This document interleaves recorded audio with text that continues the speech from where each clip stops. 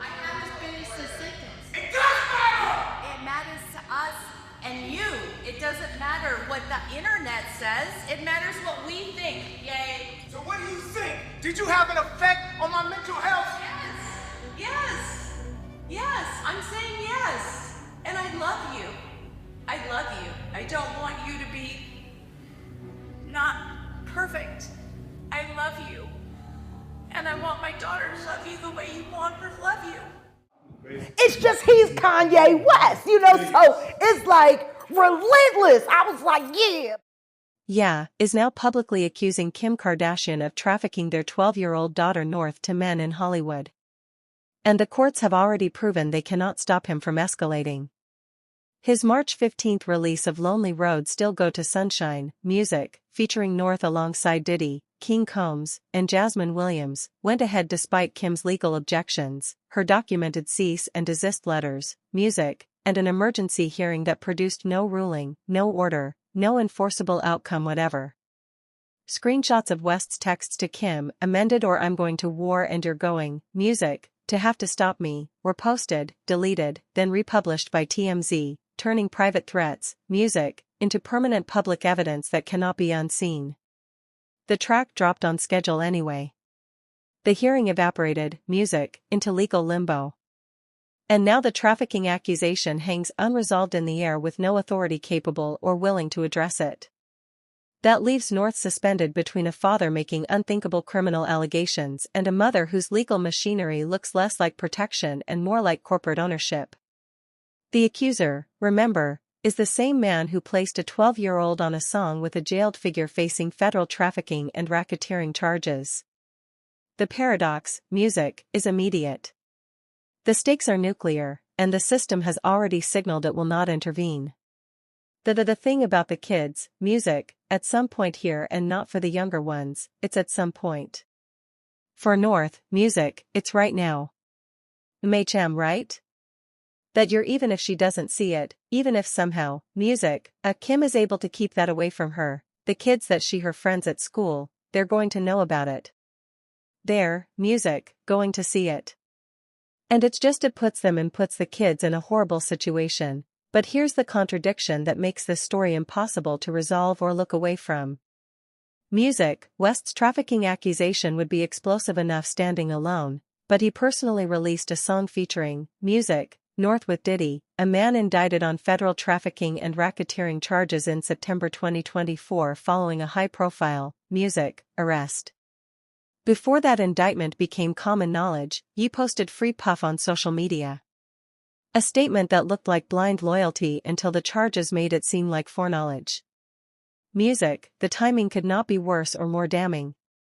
Ye publicly defended Diddy before the arrest, then used that same association as evidence against Kim.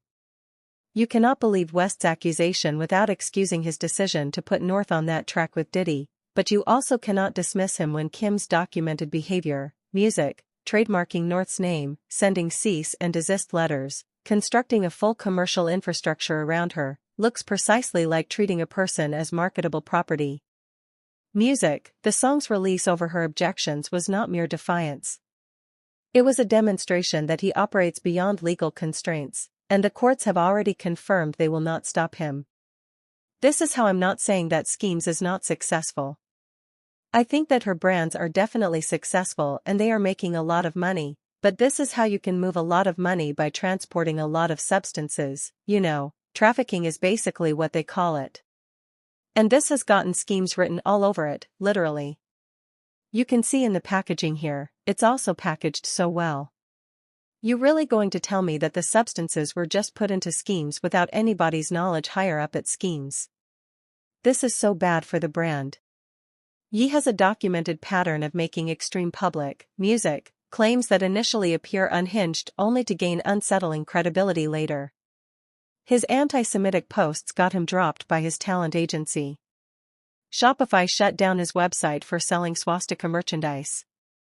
At the time, these looked, music, like career-ending missteps, but when Diddy was arrested and indicted, West's earlier Free Puff post suddenly did not look so crazy after all. That history, music, is what makes his trafficking accusation against Kim impossible to dismiss as mere ranting. The man who was deplatformed for hate speech is now making an allegation so serious, music, it reframes this entire dispute from a custody battle into a potential criminal investigation.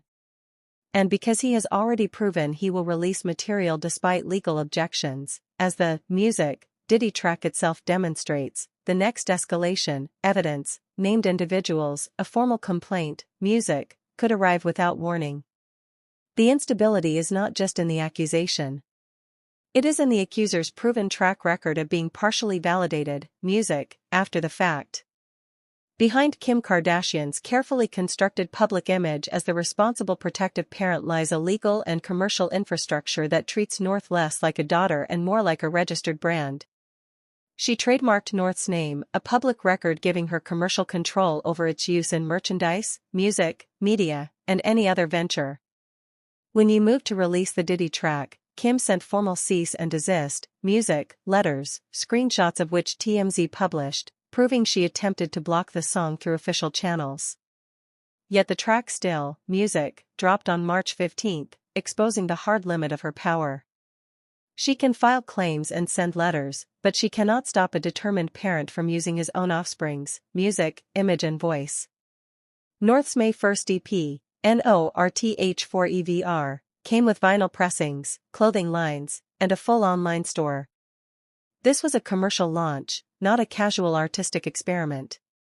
Kim herself has been shaping North's public identity for years, telling Ellen DeGeneres in 2021 that North is a dedicated goth fan who listens to Black Sabbath. Music, the detail adds authenticity to the EP's metal aesthetic, but it also reveals Kim has been crafting North's brand from an early age. The same tools that validate North's artistry also demonstrate Kim's controlling hand in her daughter's commercial development. Don't feel this way. This Kim Kardashian Derek devoted her life to something, but it certainly wasn't the pursuit of academic excellence. She didn't even go to college. Music, the EP was not a one-off experiment, and neither were the live performances surrounding it. North took the stage at SoFi Music Stadium on April 1st in front of more than 70,000 attendees, performing Talking and Piercing on My Hand with Ye under professional lights and sound. The scale, production value, and audience size make it clear this is not a hobby. It is a career being constructed in real time with all the pressure that entails. Fan reactions were immediate, loud, and deeply divided. Music, some praised her confidence and stage presence, others called the performance cringe, declared she cannot carry a tune, or openly questioned why someone so young should be performing at that level. Comments like, talent 0% money 100% and suggestions that you should take out a full-page ad in the Wall Street Journal and apologize flooded social platforms. Kim has publicly defended North's right to express music herself, telling Alex Cooper on Call Her Daddy that North is confident in her choices and music would not associate with people who dislike her blue hair or piercings. Yet that defense exists alongside Kim's legal attempts to control North's commercial image, creating music an unresolved tension between artistic freedom and corporate management that only deepens the unease surrounding the entire situation. Social media erupted with criticism after North's various performances, music, with comments ranging from, "She can't sing" to "talent 0% money 100% to demands that ye apologize in print for the spectacle. The backlash is not merely about musical ability or performance quality. It is fundamentally about the pressure on someone so young to be performing at this professional level in front of massive crowds. One commenter wrote, "I cannot begin to understand the pressure this individual is under." Another noted, "Just a reminder she's 12. This is wild. What time is bedtime for a 12-year-old nowadays?" North herself leaned directly into the controversy in Piercing on My Hand, rapping about being banned from school after only 2 days of attendance and skipping on a daily basis. The track also references her multiple piercings and distinctive blue hair, the very choices that have drawn the most public scrutiny and prompted Kim's most vocal defenses. That North is addressing her critics directly in her music only makes the situation more charged, turning her personal style and educational decisions into matters of public debate. And the debate is happening, music, entirely without North's own unfiltered voice, only through her carefully crafted lyrics, her parents' competing narratives, and the often harsh reactions of complete strangers online.